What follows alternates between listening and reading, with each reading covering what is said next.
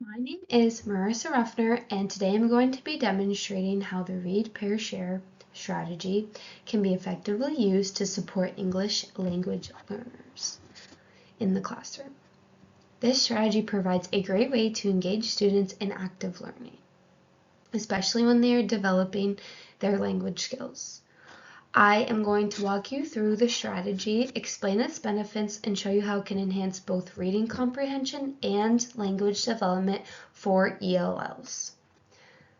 So slide 2 is age level and content area.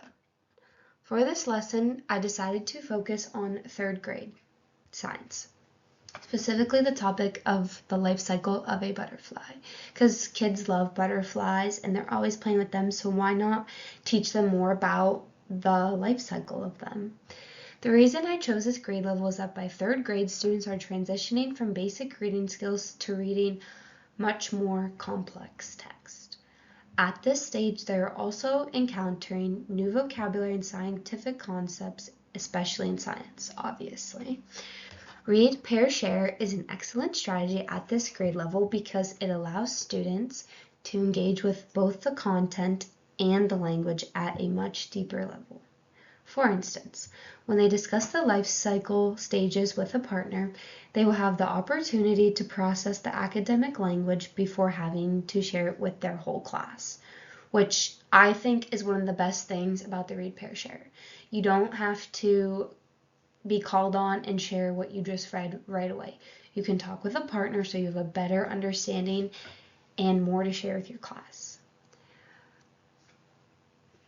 This approach aligns perfectly with the PA Common Core Standard 3.1.K.83. This standard states that students should be able to observe, compare, and describe stages of life cycles for plants and/or animals.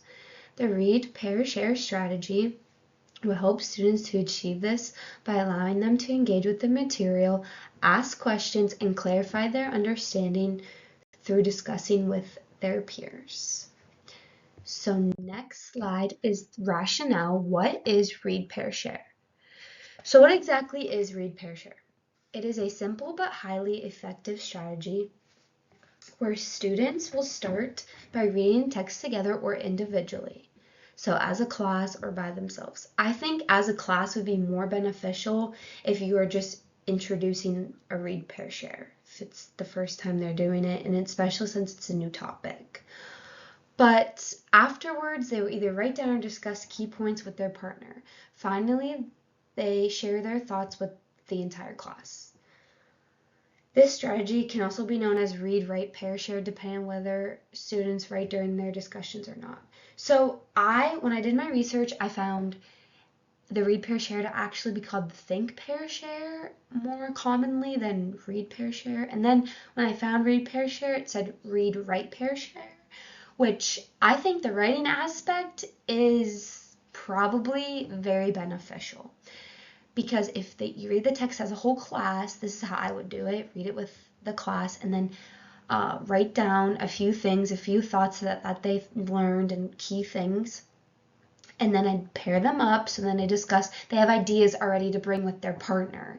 And then they can come up with more ideas together, and then when we come back as a whole class, share with the class and call on the sets of partners, so then they can just share what they found. But this strategy is especially helpful for English language learners because it gives them extra time to process language and ideas. ELLs often need time to think about what they have just read and to process it in their own language and then express it.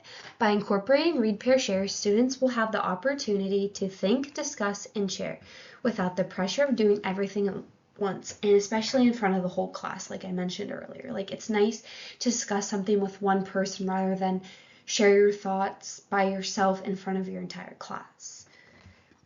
And another advantage of Read, Pair, Share is that talking with a peer helps reinforce new vocabulary and concepts. This immediate support helps them to feel more confident in their understanding, and the strategy can also integrate all 4 of the language domains: reading, writing, speaking, and listening, which makes it a comprehensive approach that reinforces key language skills in a supportive environment. So, slide 4, the example application and the life cycle of a butterfly. So now let's take a look at how the strategy would look in action using the topic of the butterfly life cycle. So the first step is read. Students will start by reading a short informational text about the butterfly's life cycle, about a paragraph.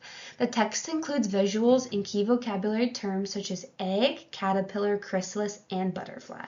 Before they begin reading, I'd pre-teach any tricky vocabulary using pictures and gestures to ensure that all students understand the key terms. And also with the read, the next step could be write, but I just have read, pair, share for now. But like adding write in there, tell students individually after they read as a class, write down a few thoughts so then when you pair up, you can bring something to discuss with your partner.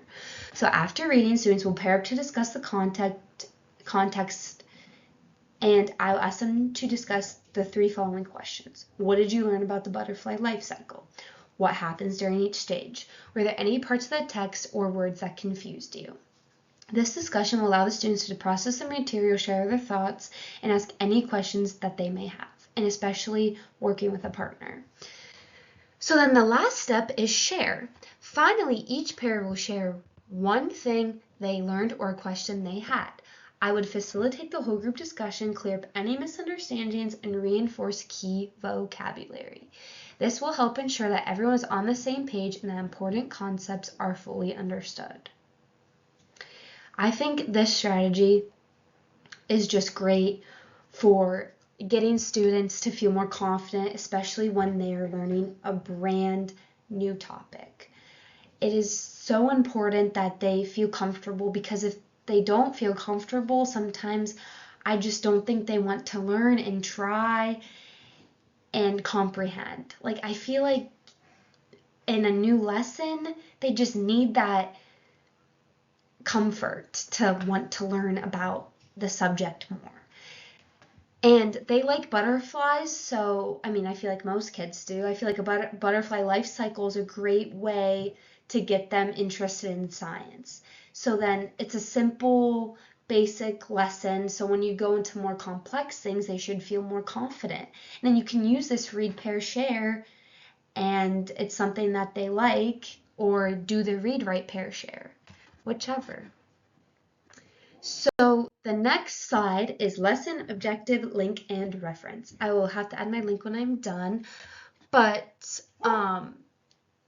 by the end of the lesson, students will be able to identify and describe the 4 stages of a butterfly's life cycle: egg, caterpillar, chrysalis, and butterfly, using key vocabulary. They will demonstrate their understanding through their participation in the read, pair, share activity. This strategy not only reinforces our science content knowledge, but also helps them practice essential language skills, which includes speaking, listening, reading, and writing. Okay, next slide. Vygotsky's social interaction and learning. To connect this strategy with a well-known learning theory, I decided to reference Lev Vygotsky's sociocultural theory. According to Vygotsky's cognitive development occurs through social interaction with more knowledgeable others. In other words, learning is a social process where students can enhance their understanding by working together. Hence the read, pair, share. So in the context of read, pair, share, the social interaction between students plays a crucial role in reinforcing their understanding. Initially, students might struggle to fully understand the material on their own, but by working with a peer, they will process the information more effectively. This is a key component of Vygotsky's zone of proximal development, ZPD, which suggests that students can achieve a higher level of understanding when guided by others that are more knowledgeable. By discussing and sharing ideas, students in the ZPD can move together towards greater comprehension. This theory is specifically relevant for English language learners, as peer discussions provide an opportunity for language practice in a supportive and collaborative environment. And I agree 100% with all of this. Like, the read, pair, share is an amazing strategy to help ELL students. And thank you, and here are my references.